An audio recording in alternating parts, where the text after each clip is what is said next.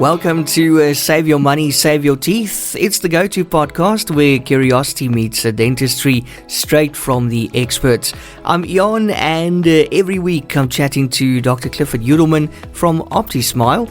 We take a deep dive into the world of dental care from a consumer's perspective.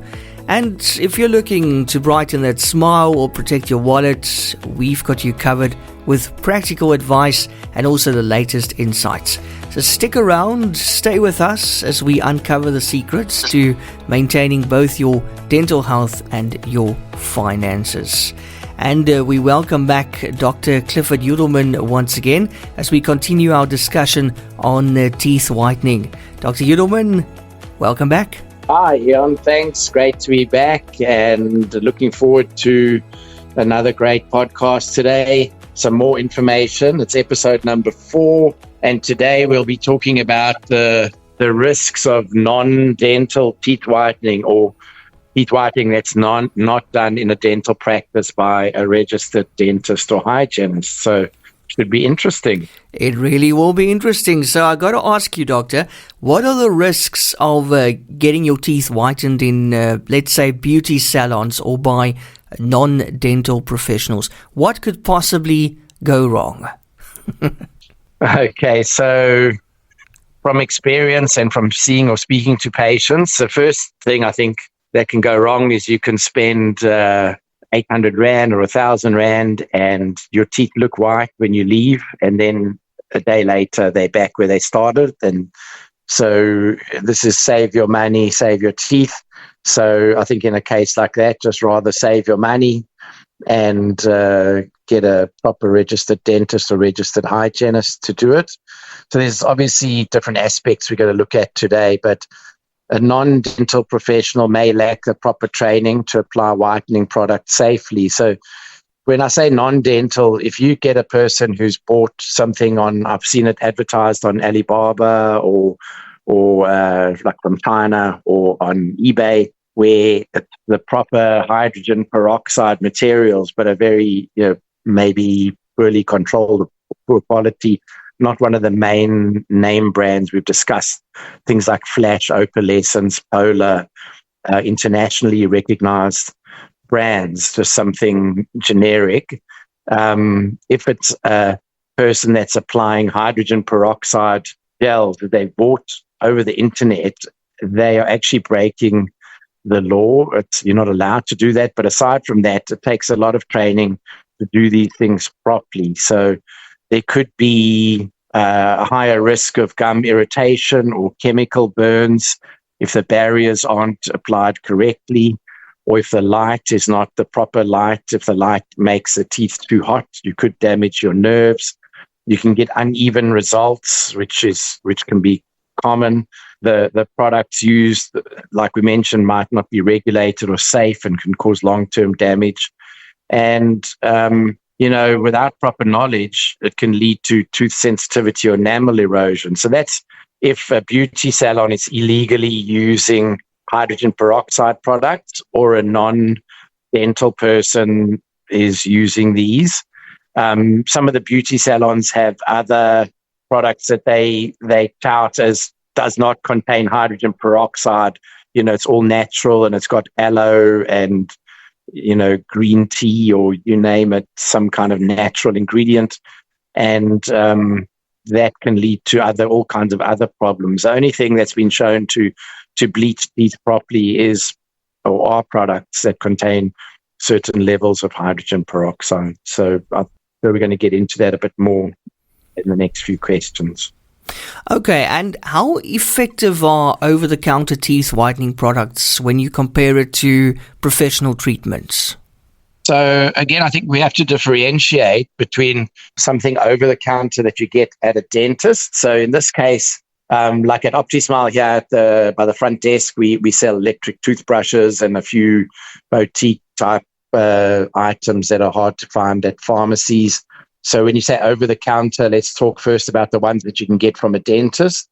So dentists are allowed to, and hygienists are allowed to dispense toothpastes and gels and whitening pens and whitening strips that contain hydrogen peroxide. So when I say dispense, It has to be prescribed. We don't let someone just walk in and purchase one of these products. They have to have their teeth checked. If you go back and listen to our previous podcast, you need to make sure that you don't have fillings or veneers or anything that's going to be damaged or that won't bleach. So the strength of the over-the-counter whitening agents will differ. They're obviously much lower concentration, and the results are less predictable, with some people seeing little to no change. But now if we start talking about the ones that you would buy, say, at a pharmacy, at a Dischem or a Clicks, if it says contains hydrogen peroxide or something else peroxide, so that they try and pull the wool over your eyes, these products are unregulated, and they're not allowed to sell anything with peroxide. So whatever you're getting in those is variable. Like I say, over the internet these days, you can buy pretty much anything. So one has to be careful with that.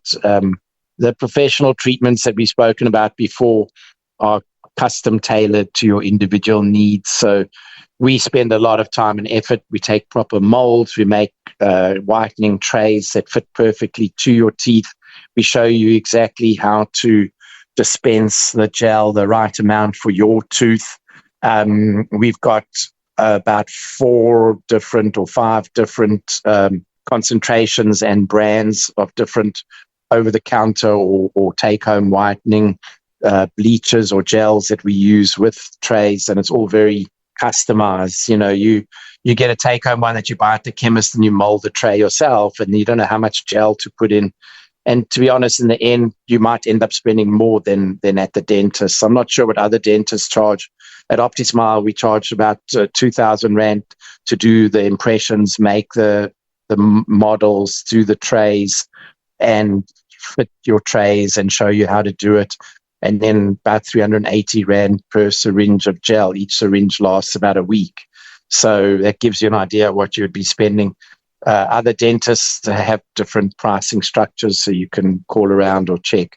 But like we mentioned in previous podcasts, you do need to start with a proper checkup and a cleaning. Trying to whiten teeth that have got, tea or coffee stains on top of them or tartar is just wasting your time and money. Now, you always wonder what is inside these products. What are the most common ingredients in non-dental whitening products? And most importantly, are they safe? Yeah, so they could contain things like baking soda or charcoal, but they can be very abrasive, like some of these whitening toothpastes or smokers' toothpaste. Like we said, some of the internet purchase products may contain unregulated chemicals. They haven't had the pH balance tested or adjusted. The ones that we use professionally have got products in them. They all have different things, but one of them in particular, called White Dental Beauty from the UK, has got something called Novon, which has been shown to strengthen your teeth. Some of the others have got desensitizers, so we customize it. Common ingredients would be to look out for if there's going to be any chance of it working, would be if it's got like very low concentrations of hydrogen peroxide or carbamide peroxide.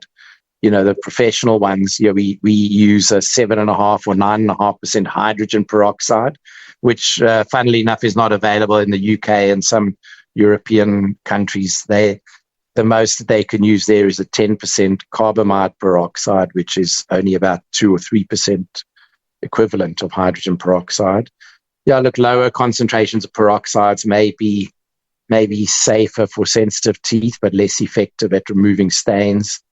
And the main thing is to check that it's been approved by Dental Association or by the ADA in America, or you go on the website of the product and just see if it's some dodgy internet company or if it's actually a proper dental manufacturer. Can these over-the-counter products actually cause damage to the teeth or gums? Yes, so there's a number of published journal articles especially about erosion, or if the pH balance on the products, if the products are very acidic, or if you go to a beauty salon and they use something like an aloe vera or something and it's got citric acid, the acid will make your teeth look white when you when you finished, because it etches the teeth and gives them a frosty appearance, which makes them porous. And this isn't something you want, to happen to your teeth. A professional gel doesn't do that. If someone is using, so when we do in-chair whitening, we use a 35% hydrogen peroxide, which if it touches your gums, it can actually burn the gums. We make sure we cover the gums, like we mentioned in not the last one, but the podcast before, I think number 30, about in-chair whitening. That takes a lot of skill and training to make sure we use it properly. So if someone does have the 35% and they don't use it properly, that can cause very, very sore gums. We've seen that a lot. We've seen patients come in, and be wary of products that contain things like lemon juice and baking soda. They might sound natural, but they can still damage your teeth. Like, you wouldn't want to put vinegar in your eye. It's natural, but I don't think it's good for your eye. So, and always just follow the instructions that are given to you. Don't use them more frequently than what's recommended. And how do internet-purchased whitening products differ from those recommended by actual dentists? So the one thing that really bugs me the most is they don't disclose the full ingredient list, and that could mean that there's harmful chemicals in them. Then there's also counterfeit products where they might say, opalescence or some popular name, and you get it and it's a counterfeit, and it doesn't have anything in it that's effective. They could be ineffective, but they could also be dangerous.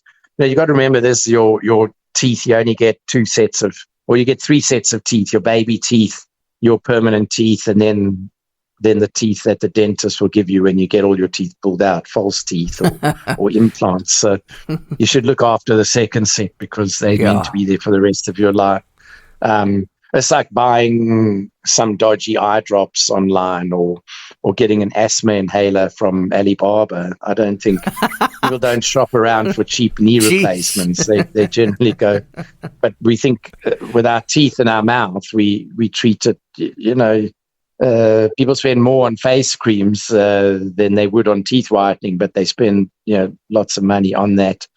And the best is to ask your dentist or your oral hygienist.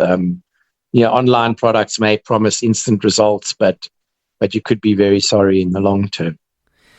Absolutely. So, Doctor, are there any regulations in place for teeth whitening products sold outside of dental practices? Yeah, so in South Africa, this is regulated by a few different agencies. One of them that regulates all healthcare is the HPCSA, the Health Practitioners Council of South Africa. And there's something called scope. So a dental assistant is not allowed to place teeth whitening gel or block out on your gums. Only a dentist or a registered hygienist under the supervision of a dentist. So there's a lot of regulations as to the scope of practice, and obviously a beauty salon or a therapist can't register with the HPCSA because they're not health practitioners. And then there's regulations similar to the FDA and I believe it's called SAPRA. The health, they regulate medications and chemicals that are used on someone's body, and they're very, very strict in South Africa. So all of these gels and products that a dentist purchases from a registered dental supply company have all gone through the proper regulations. And this is to protect the customer. I mean, there may be some dodgy dentists, what I call backstreet dentists in small towns that might be scamming their patients. You never know. They might be buying the same stuff as the beauty salons, from Alibaba or Temu or something like that. If you go on there, you can see they'll sell anything to anyone. You always want to just check the packaging. And as we said earlier, internet products often bypass the local regulations, which means you've got more chance of buying an unsafe item. And the ones that, as we said also earlier, the beauty salon ones, they're in my opinion a complete scam, really. And what should consumers be cautious of when they consider non-dental whitening treatments, apart from what you mentioned already? So whether it's non-dental or even a dentist or a hygienist that promises instant or dramatic results with little effort, I think you have to be careful. We mentioned if you do a few sessions of in-chair whitening with proper products and the light and so on, and you don't use take-home trays, it's not going to be that dramatic. Check the actual ingredients, make sure that they're listed. I'd watch out for anything that's got citric acid in it. Make sure it's got proper instructions, or that it's always best for someone who knows what they're doing to give you custom instructions. I don't want to make it sound like it's more difficult than it is. We take it for granted. We do that all day, every day. We showing patients, your teeth are quite large. This is how much you should put. You got tiny teeth. This is how much you should put so that there's not too much gel. And I think, as we've said before, just always consult with the dentist first, especially even if you're going to use a non-dental product. Just go to your dentist first. Just make sure you don't have sensitive teeth or exposed gum lines or existing dental work. I'd love to see the dentist or the hygienist's face when you tell them you're going downstairs to the beauty salon to get your teeth white, and see what they say. Yeah, I don't think they'll be very impressed. But Doctor, what is... and it's not even about the money. I think just we get to see the patients afterwards with sensitivity or complaining that it didn't work, and then it's it's just I think it's buyer beware. Exactly. And what are some of the risks associated with viral trends, like you mentioned, using lemon or baking soda to whiten your teeth? So, lemon juice is highly acidic, and it will definitely erode your enamel. On some of our very early podcasts, we spoke about sensitivity, and other ones about diet. And I don't know if you remember, we were talking about anything with a pH, so 7 is neutral, and then 5.5 is already getting to the acidic side. Anything below 5.5 will erode your enamel irreparably. It will make your enamel, your teeth dissolve, and especially at the gum line. And lemon juice is right up there with battery acid. It's, down at about 2.5, I believe. When I was practicing in California, I was there for 16 years. And I know that when people drink tequila, they bite into lemons. And being right next to Mexico, there was a lot of tequila drinking, but also I saw a lot of Hispanic patients, and they just generally love sucking on limes and lemons, and the front teeth literally just melt away. And I've seen that in South Africa with people that eat a lot of citrus or naartjies. So you wouldn't want to intentionally go and put lemon juice directly on your teeth. And the same with baking soda. Is very abrasive. If you use it, it will wear down your enamel, and they could make your teeth look white temporarily, but this is just very short-lived. They could make your teeth much more susceptible to staining. And, if you don't have enamel protecting your teeth, then your teeth get more sensitive to hot and cold. And just because the method is popular online, it doesn't mean it's safe. You should consult a professional before trying it. So one other thing that seems popular is some kind of like purple stuff that you paint on your teeth, and that apparently makes your teeth look whiter. I think that comes from something I was looking recently, how you make a t-shirt white, and there's something called a bluing agent. So it's actually blue, and you put it, and it somehow makes your whites look more white. But go figure. I don't know much about that. And I actually have a family member who swears by charcoal toothpaste. Can you discuss the effectiveness of charcoal toothpaste and other popular DIY methods, Doctor? Yeah, so charcoal toothpaste may remove surface stains. So say if you drink a lot of tea, especially like rooibos or coffee or red wine, or you got some stains on your teeth using something abrasive like a charcoal toothpaste may temporarily polish these off more than a normal toothpaste, but I don't really recommend it because it can wear your teeth away using a very hard toothbrush or abrasive toothpaste long term. And then there's other things like turmeric and garlic, and these are just things that you see on TikTok and on Instagram. Looks, not all of them may damage your teeth, but I think you may be just wasting your time. And some of them that are harmful could harm your gums or your enamel. And, like I've said before, just rather check with your dentist because it's both safe and effective. And finally, what should someone do if they experience adverse effects from a non-dental whitening product? So stop using the product immediately to prevent further damage. Make use of common sense. Apparently, common sense isn't that common. Rinse your mouth with water and avoid using any other whitening products for a few days. If irritation or sensitivity is extreme or persists, then book an appointment with your dentist as soon as possible. The dentist may be able to prescribe something with calcium in it, or a fluoride treatment, or something that will rescue the eroded enamel, and or put desensitizers on your teeth, and maybe make you some trays that you can use some of these products in, just to get your teeth back to normal, and then recommend proper and effective products like we've mentioned. And that's it for another edition of Save Your Money, Save Your Teeth. Dr. Yudelman, thank you so much once again. Very, very informative. And thank you for sharing your knowledge with us and for your time.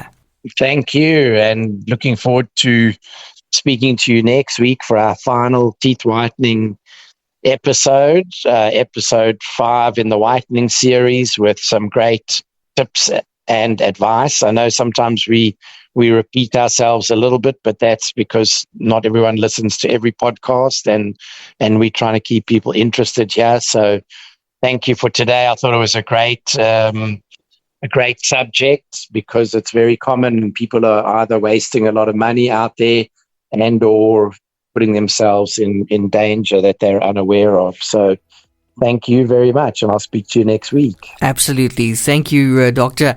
And also thanks to our listeners for joining us. Remember, while we strive to provide valuable insights, always consult with your own dental professional for advice tailored to your personal health. Then don't forget to subscribe to the podcast for more enlightening discussions, and then join us again next week as we continue to explore the fascinating intersection of dental health and financial savvy. Until then, keep smiling and taking great care of your teeth.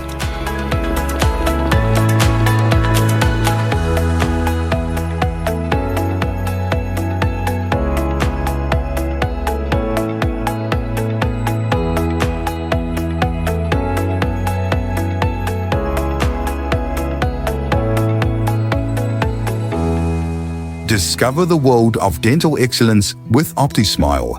Join us for a weekly podcast featuring Dr. Clifford Yudelman, a seasoned expert with 40 years of dental experience across 4 continents. Gain unique insights and expert dental advice by visiting optismile.co.za for articles that illuminate the path to optimal oral health. If you're seeking unparalleled dental care in Cape Town, get in touch with OPTISMILE or book directly online on optismile.co.za. OPTISMILE, where global expertise meets local care.